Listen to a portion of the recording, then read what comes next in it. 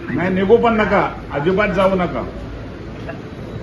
नाही नाही, आम्ही हॉटेलमध्ये सुरक्षित आहे, पण कर्फ्यू जोपर्यंत हटत नाही तोपर्यंत आम्हाला इथून काही निघता येणार नाही. मी मुख्यमंत्र्यांच्या बरोबर काल बोलणं झालंय हा आणि त्यांच्याकडे तुमची नावं पाठवतो मी. बरं बरं मुख्यमंत्री स्वतः लक्ष देतील. बरं बरं. फक्त काय प्रॉब्लेम काय होऊ शकतो, जर ही कर्फ्यू 4-5 दिवस लांबली हो तर मग आर्मीकडे रिक्वेस्ट करून आमची ही गाडी आहे हिला तुम्ही परवानगी द्या जायला. ते होईल.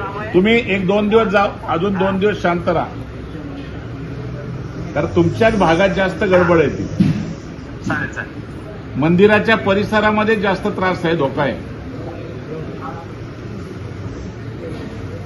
हा, आणि काही वाटलं अर्जंट तर तुम्ही मला फोन करा. आणि आम्ही एम्बसीशी सुद्धा संपर्क केला.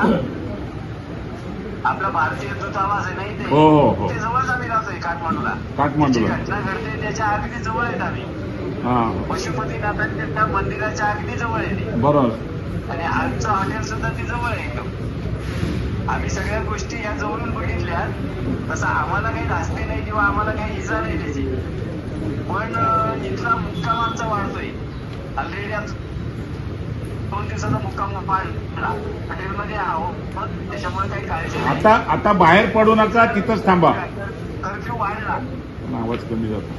हा ठीक आहे. कर्फ्यू वाढला तर फक्त आर्मीशी बोलून थोडस तुमच्या मार्फत जर झालं करतो मी ते. गाडी लवकर रिलीज. Okay okay okay. करतो मी. धन्यवाद साहेब. Okay okay.